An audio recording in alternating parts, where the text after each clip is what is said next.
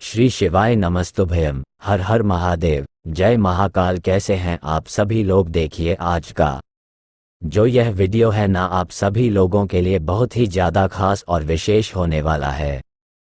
खास करके जितनी भी माताएं बहनें मेरे इस वीडियो को सुन रही हैं, देख रही हैं, अपनी किस्मत को चमकाने के लिए, अपनी मनोकामना पूर्ति के लिए, और साथ ही साथ अगर आपके घर में धन को लेकर के काफ़ी सारी समस्याएं हैं ना, तो इस लाल बेल पत्र वाले उपाय को करना बिल्कुल भी मत भूलिए। पूज्य गुरु जी की कथा से सुन करके और समझ करके पूरे उपाय को बड़े ही विस्तार से बताऊंगा। इस पूरे वीडियो में हम 4 महा उपायों के बारे में बात करेंगे कि आपकी अलग अलग कामना पूर्ति के लिए सिद्ध होंगे। तो ध्यान से सुनते चले जाना, समझने की कोशिश करना। पूज्य गुरु जी ने कहा, अपने जीवन का अगर आपको लक्ष्य बनाना है, उद्धार करना है, तो आज से ही यह नियम बना लेना, फिर मेरा बाबा आपका हाथ पकड़ लेगा, कभी आपको जीवन में पीछे नहीं रहने देगा। पूज्य गुरु जी का बहुत ही अद्भुत और अचक उपाय है। ध्यान से सुनना, समझने की कोशिश करना। सबसे पहले बात करते हैं पहले वाले उपाय की।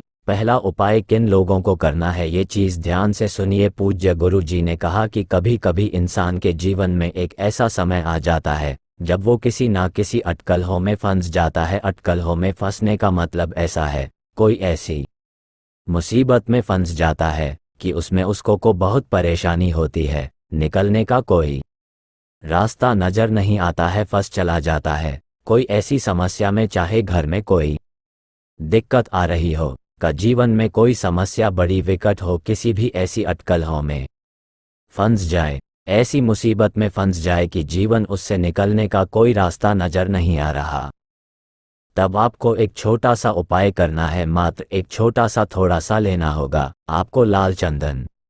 ये चीज़ ध्यान रखना, लाल चंदन। पूज्य गुरु जी ने यहाँ तक कहा कि इस तरीके से मुठिया रखा कीजिए, इसे घिस करके जो चंदन निकलेगा उस चंदन को आप काम में लिया कीजिए। ज़्यादा नहीं, मात्र थोड़ा सा आपको लाल चंदन ले लेना है और एक लोटा शुद्ध जल अपने घर का ले लेना, एकदम ताज़ा जल, ठीक है। जो लाल चंदन आपने लिया है, उस लाल चंदन को इसी वाले जल के अंदर आपको डाल लेना है। और जो सोमवार पड़े, जो प्रदोष पड़े, और जो शिवरात्रि, मासिक शिवरात्रि, पूज्य गुरु जी ने कहा 12 महीने शिवरात्रि आती है, कृष्ण पक्ष की जो भी महीना चले उसके कृष्ण पक्ष की जो चतुर्दशी तिथि होती है, उस दिन मासिक शिवरात्रि होती है। इन तीनों दिन एक छोटा सा काम, इस लाल चंदन के जल को किसी भी बेलपत्र पेड़ के पास में लेकर के जाना और अवधूतेश्वर महादेव के नाम से इस लाल चंदन के जल को बेलपत्र के पेड़ के तने में, यानी कि जड़ में सींचना शुरू कर दीजिए। आपकी किस्मत वहीं से आपका साथ देने लग जाएगी। उस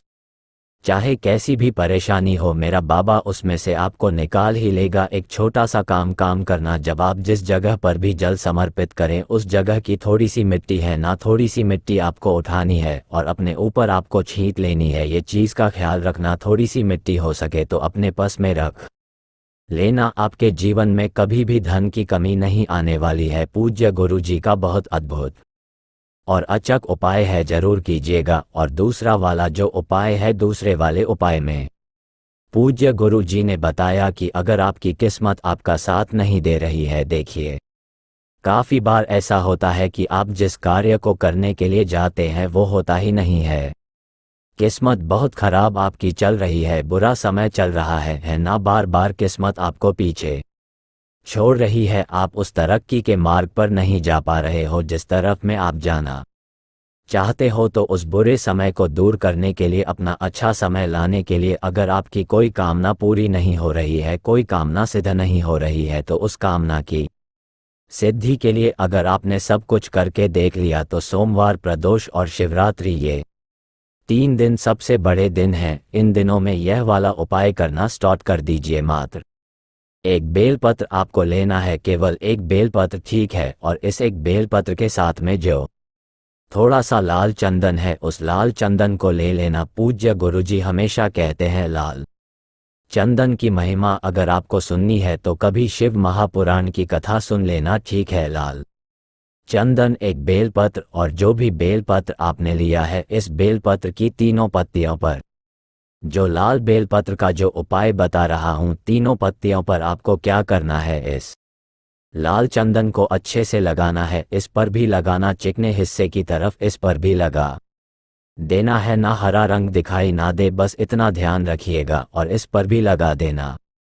बेलपत्र की तीनों पत्तियों पर लाल चंदन लगा देना है। एक लोटा शुद्ध जल अपने घर का ले लेना है। इस वाले उपाय को भी आप किसी भी सोमवार, प्रदोष और शिवरात्रि के दिन करना है, और इन दोनों को लेकर के पहुंचना महादेव के मंदिर शिवलिंग के पास। लेकिन उससे पहले जाना होगा आपको बेलपत्र पेड़ के पास में। जो आपने एक बेलपत्र लिया है, उस बेलपत्र को इसकी पेड़ की जड़ों में आपको समर्पित करना है। अवधूतेश्वर महादेव के नाम से ध्यान रखना, किन के नाम से? अवधूतेश्वर महादेव के नाम से यहाँ पर समर्पित करना, और अपनी कामना कहकर इस बेलपत्र को यहाँ से उठा लेना। उठा करके पहुँचना है महादेव के मंदिर शिवलिंग के पास में। उत्तर दिशा, नॉर्थ डायरेक्शन की मुख करके आपको खड़े हो जाना है। जो एक बेलपत्र आपने वहां से उठाया है, उसी बेलपत्र को भगवान शिव की शिवलिंग पर आपको समर्पित करना है। डंडी जलाधारी के तरफ, बीच वाली पत्ती का मुख आपकी तरफ, और जो एक लोटा शुद्ध जल आप लेकर के आए हो, उस एक लोटा शुद्ध जल को दोनों हाथों में पकड़ना।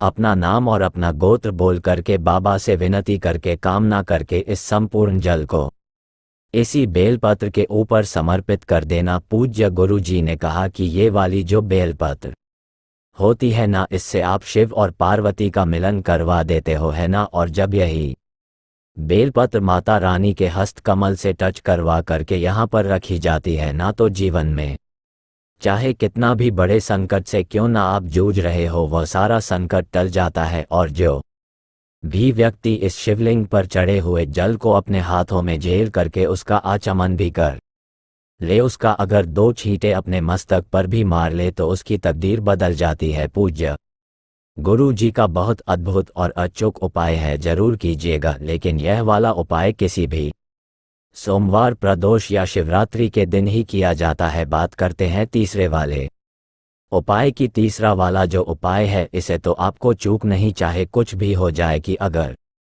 आप पर कर्जा बहुत ज्यादा हो गया है, कर्जा उतरने का नाम नहीं ले रहा है, तो पूज्य गुरु जी ने कहा है, चाहे कितना भी बड़ा कर्जा क्यों ना हो, कुछ आपके पास हो या ना हो चुके, जरूर कितना भी बड़ा कर्जा हो जरूर चुके, और साथ ही साथ धन भी आएगा, है ना, और आपकी सारी धन की कामनाएं भी पूरी होगी। इससे अचूक उपाय हो नहीं सकता। अगर आपको सबसे सिंपल उपाय करना है, जो सिर्फ या तो सोमवार के दिन किया जाता है, या प्रदोष के दिन किया जाता है, या फिर मासिक शिवरात्रि के दिन किया जाता है, क्योंकि अगले ही दिन ये तीनों चीजें पड़ रही है, इसीलिए मैंने आपको ढूंढ करके ये सभी उपायों के बारे में बताया है। आपको क्या करना है, आपको लेने होगा 1 लोटा शुद्ध जल, अपने घर का एकदम ताज़ा जल, ठीक है, और इसी के साथ में आपको लेना होगा लौंग।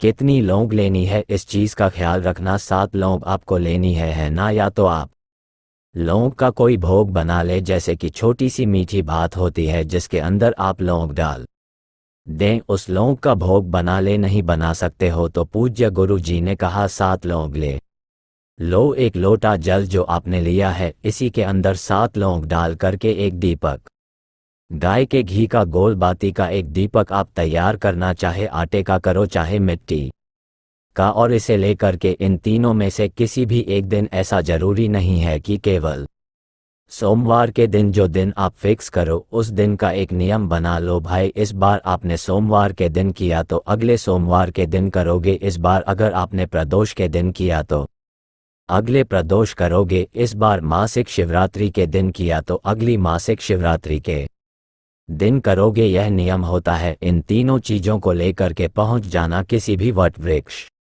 के पास। कहां पर? वट वृक्ष के पास शाम के समय पर, है ना, जब सूरज ढल ही रहा हो। ऐसा नहीं है कि आप रात को जा रहे हो। एक दीपक जो लेकर के आए हो इस पेड़ के पास में, यहाँ पर आपको प्रज्वलित कर देना है, जला देना है, और जो लौंग का पानी है, उस लौंग के पानी को पेड़ की जड़ों में आपको समर्पित करना है। किन के नाम से? वटकेश्वर महादेव के नाम से।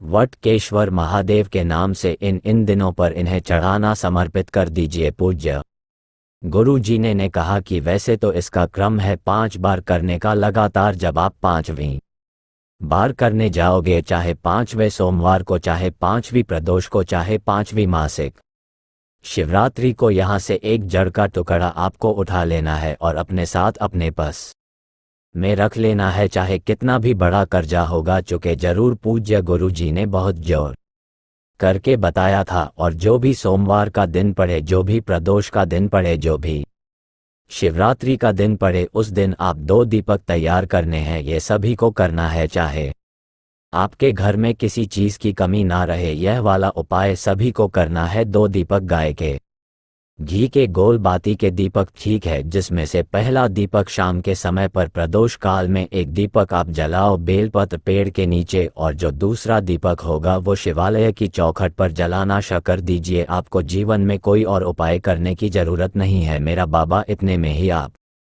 पर कृपा बरसा देगा। पूज्य गुरु जी के सभी उपाय बहुत ही ज़्यादा खास और अद्भुत है, जरूर कीजिएगा। वीडियो पसंद आए तो लाइक जरूर करना, चैनल को सब्सक्राइब जरूर कीजिएगा। मैं आपसे मिलता हूं अगले वीडियो में, तब तक के लिए ओम नमः शिवाय, हर हर महादेव, जय महाकाल, श्री शिवाय नमस्तुभ्यम।